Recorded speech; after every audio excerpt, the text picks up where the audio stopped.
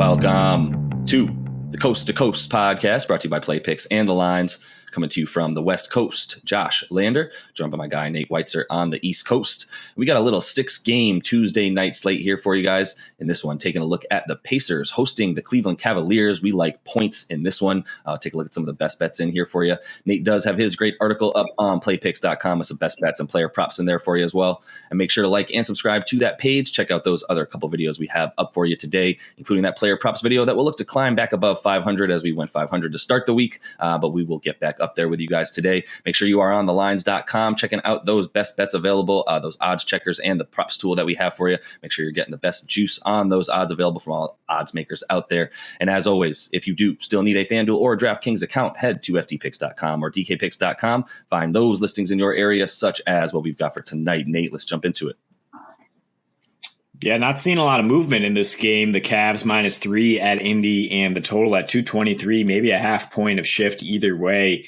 But yeah, it's holding pretty steady. And I think you're right. We got a lot of value here for an over at 223. Feel comfortable about it. We'll tell you why in a second. There's 5 other games to look at, though. The Suns, without Chris Paul, Devin Booker, Cam Johnson, they'll be -5.5 or so at Orlando.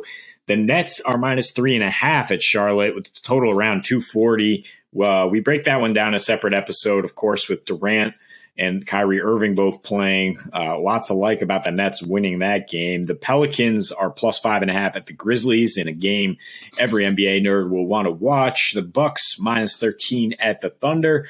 And then we close it with the Clippers +5.5 at the Warriors, who might not have Steph Curry, Klay Thompson, again, and won't have Draymond Green there.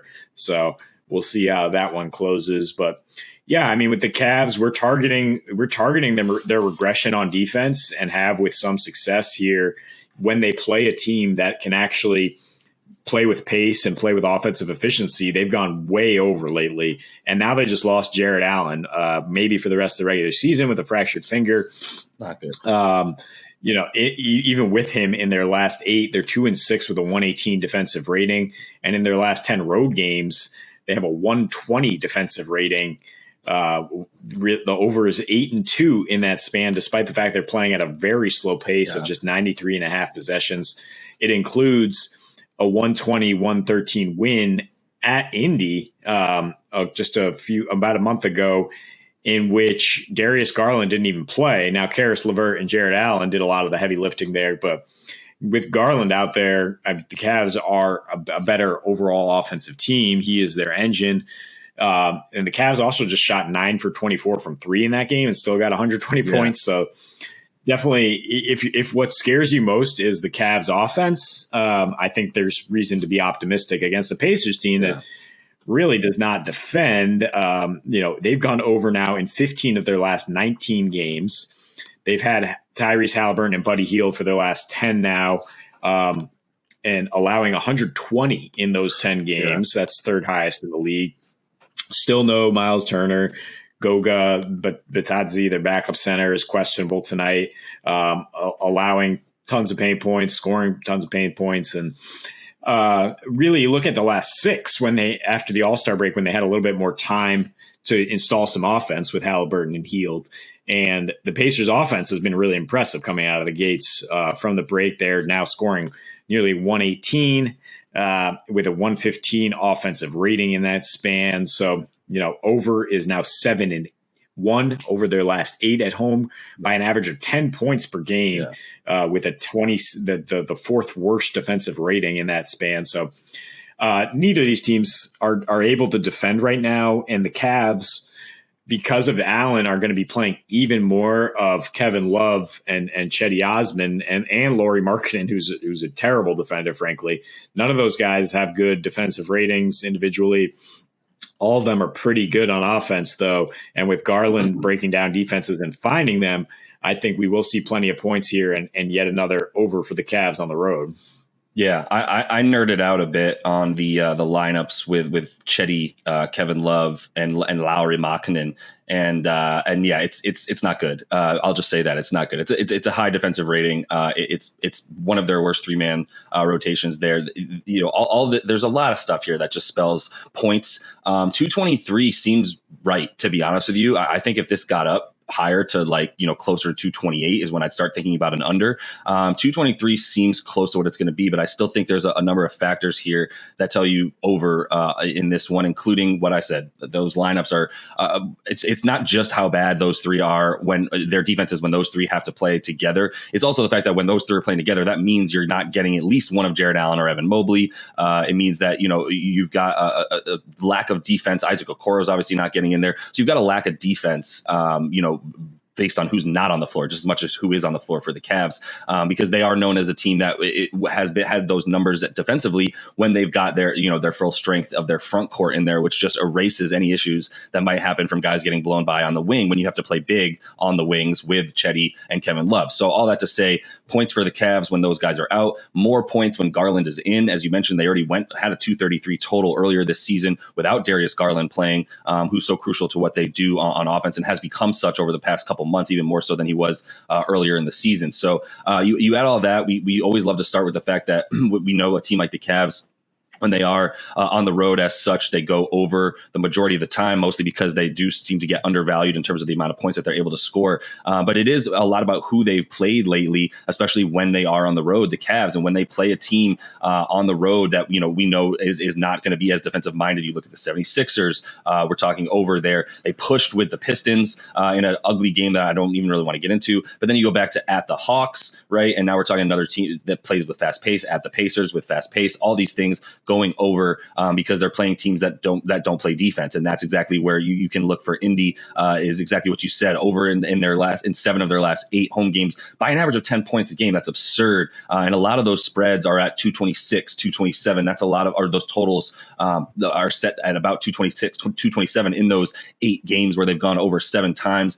They have picked up their pace a bit to 11th, which is, it doesn't sound very high at 11th, still outside the top 10, but it's 100.5 possessions per 100, which is a lot. If you're getting that many possessions every minute, essentially, then you're in a really good spot. And their ability to shoot the three, they're going to continue to pull from deep. Are the Pacers scoring the 11th highest percentage of their points from there? We know the Cavs have struggled a lot lately on D from 3-point, but in terms of on the road for the entire season, they are 24th in 3-point defense in terms of their opponent 3-point percentage. And they have, without Jared Allen tonight, a huge issue is going to be how many points the Pacers love to score down low, as you mentioned, scoring right now in their last 8 home games, they're scoring the 7th highest percentage of points from there.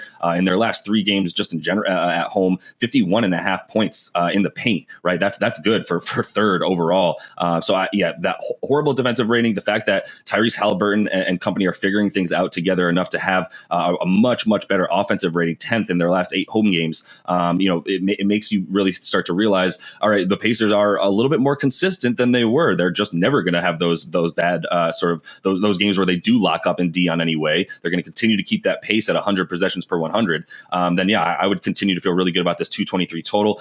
I want to lean Cavs, but this is one place that I without Jared Allen, this is not the same team. We're going to see them continue to slide all the way down to 6th right now in the East. They're probably looking at a potential play-in game, and I don't feel great about them winning this one, but I feel great about both teams not being able to defend as well as expected.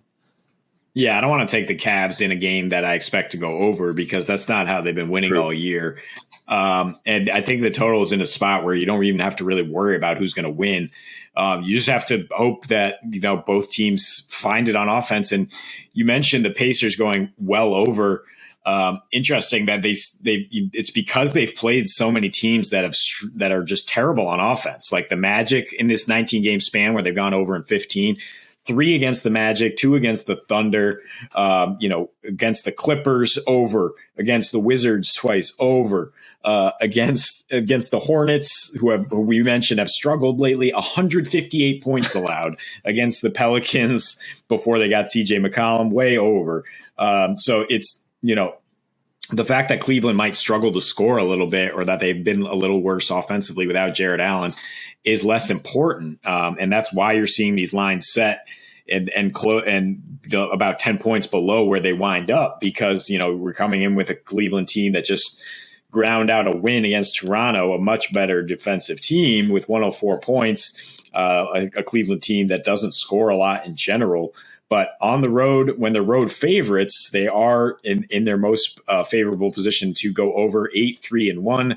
to that over by an average of 4.5 points per game. And really, for me, it's more about Indy just trading more offense for defense, just trying to see what they have in terms of Halliburton as a franchise centerpiece, and playing more like the Kings East now because they have Halliburton running their show, right. And they really don't have any defensive stoppers without Miles Turner this year. Yeah, 100%. And last thing I would throw out there, just because we do like some points, and I'm not going to go and hit any performance doubles here, as I don't really care to pick either of these teams to win. If I could pick them both to lose, maybe I'd take that bet. But no, more importantly for the player props there, I think I like to eye the fact that the Cavs are just giving up 3 points at just a huge clip, and a lot of 3-point props seem pretty low. Buddy Hield, we should mention, in the 10 games he's played with the Pacers, he is averaging 20 points a game in that time frame, with I believe about 3 for 9 from 3 in that time frame. So I think this is a good opportunity for him. He's got his prop at 2.5 threes tonight. It's at minus 165. All these props for the Pacers to hit some threes. Halliburton 1.5, Malcolm Brogdon 1.5. All those are minus odds. Pretty bad return there. But I think it's because we expect all of that to happen. You might consider an alternate if you take 3.5 threes for Buddy Hield. Now you're talking about plus 125 on your money, so a little bit better there for him to hit 4, which is above what he's been hitting. But I think there's some opportunity for some guys to hit some shots from downtown for the Pacers tonight, and that's some of the props I like in this one. And that is all the time we have for you in this one. Make sure to like and subscribe to that page and check out those other couple videos we have for you on this 6-game NBA slate. And until we see you next, happy betting.